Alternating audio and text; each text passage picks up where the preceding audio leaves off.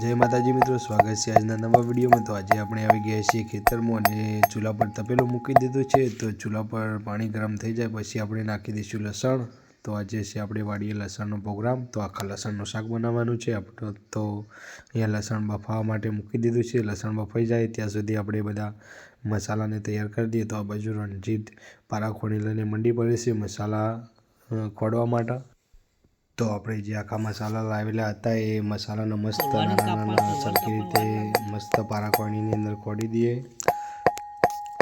તો guys finally Sanjay અહીંયા tomato વાળવા માંડ્યો છે। આ બાજુ સેદાઈ ડુંગળી વાળવા માંડ્યો છે। સેદાઈ આજે આપણો બનાવવાનું આ લસણિયું। તો ઠંડી વધારે હતી તો આજે બધાએ નક્કી કર્યું કે લસણિયું બનાવી દઈએ। તો આજે બનાવવાનું છે લસણિયું। તો આ બાજુ આપણું લસણ ચડી ગયું તો રંજોને લસણ એક થાળીમાં કાઢી લઈ। તો આપણે ચૂલા પર લસણ મૂકી દીધું છે બફાવા માટે। જ્યાં સુધી લસણ બફાય ત્યાં સુધી આપણે ડુંગળી મસ્ત નાની નાની કટિંગ કરી દઈએ। તો આ બાજુ સેદાઈ ડુંગળી કટિંગ કરવા લાગ્યો છે, આ બાજુ સંજયભાઈ ડુંગળી કટિંગ કરવા લાગે છે। સરસ મજાની ડુંગળી નાની નાની કટિંગ થઈ જાય પછી આપણે ટામેટા પણ કટિંગ કરવાના છે। તો આ બાજુ સંજય ડુંગળી કટિંગ કરીને ટામેટા કટિંગ કરવા લાગી ગયો। આ ટામેટાને પછી પાણીની અંદર થોડો આનો પણ પેસ્ટ બનાવી દઈશું કારણ કે આપણે આજે મિક્સરમાં બનાવવા નથી ત્યાં। ડુંગળી અને ટામેટાનું આપણે સરખી રીતે નાનું નાનું કટિંગ કરી દીધું છે। હવે બધા મસાલા મિક્સ કરી દઈએ। તો ગાઈસ ફાઇનલી અહીંયા બધા મસાલા મિક્સ કરી દીધા છે। હવે મરચું, કાશ્મીરી મસાલો, ધાણા જીરું ના લઈને જવાનું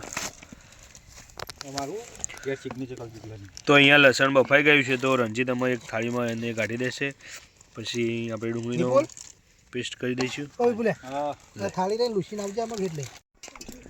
રાજુભાઈ અહીંયા ટામેટાનો પેસ્ટ કરવા લાગે છે। જે આપણે લસણ કાઢ્યું તો એ અહીંયા મૂકી દીધું છે। તો લસણ બે થાળીની અંદર કાઢીને મૂક્યું તો આપણે તો જોઈ શકો છો તમે। અહીંયા કોથમીર પણ કટિંગ કરવાનું કામકાજ ચાલી રહ્યું છે। તો આપણે અહીંયા તપેલું મેળ દીધું છે। તપેલું થઈ જાય એટલે એની અંદર તેલ વેડી અંદર પાણી છે તો પાણી ભરી જાય એટલે તેલ વેડી તો આપણે તપેલાની અંદર તેલ નાખી દીધું છે। તેલ ગરમ થઈ જાય પછી એની અંદર આપણે નાખીએ છીએ જીરું। તો આ બાજુ જીરું લઈને રંજીત ઊભો રહ્યો છે। તો તેલ થઈ જાય એટલે આપણે જીરું નાખીશું। તેલ થઈ ગયું અમે જીરું નાખવાનું, જીરા પછી ડુંગળી નાખવાની, એ શેકી લેવાની પહેલા। ફાઇનલી ગાઈસ ડુંગળી આવી ગઈ છે અને અમે નાખવાની છે। બીજી થાળી છે, લાવો ડુંગળીની પર બીજી થાળી તો હવે ડુંગળી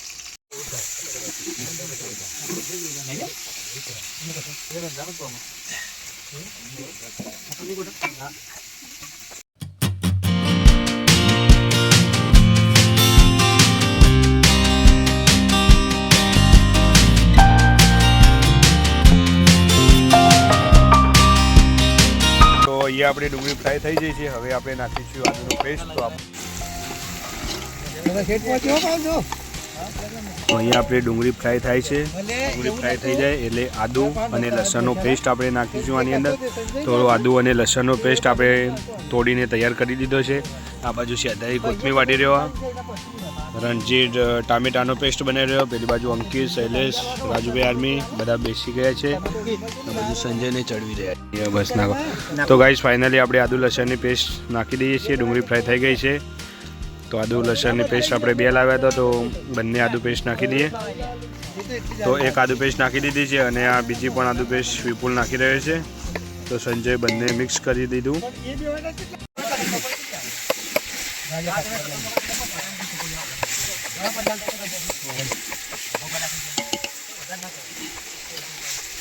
જે આપણે મસાલા બધા મિક્સ કર્યા હતા એ ડુંગળીને ફ્રાય થઈ ગયું છે। તો હવે આપણે આની અંદર મસાલા વેડીશું। તો મસાલા નાખી દીધા છે આપણે। જો ઠંડી એટલી બધી વાર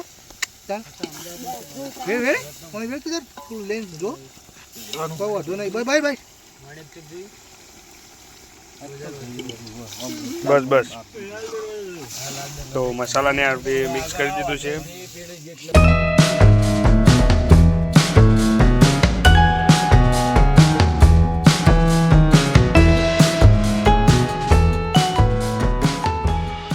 તો અહીંયા આપણી ગ્રેવી તૈયાર થઈ ગઈ છે। તો એની અંદર આપણે નાખી દઈશું લસણ। તો આપણે લસણ બાફીને મેક્યું હતું તો જોઈ શકો છો। તો એની અંદર લસણ નાખી દીધું છે। બીજી થાળી પણ નાખી દઈએ। રંજીત નાખી દેવાનો બસ. પેલી વેપનો આવે મોટી મોટી લેમુ દેખાય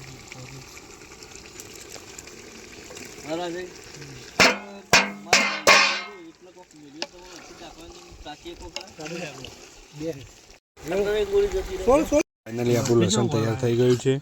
તો આપણે થાળીની અંદર લઈને બધા ખાવા બેસી ગયા છે. સદાઈ કેવું બન્યું લહણ કે આપણું ફાઇનલી બધાએ ખાઈ લીધું અને બધા જોવા તાપવા મંડી જાય કારણ કે ઠંડી મજબૂત પડે. શિયાળ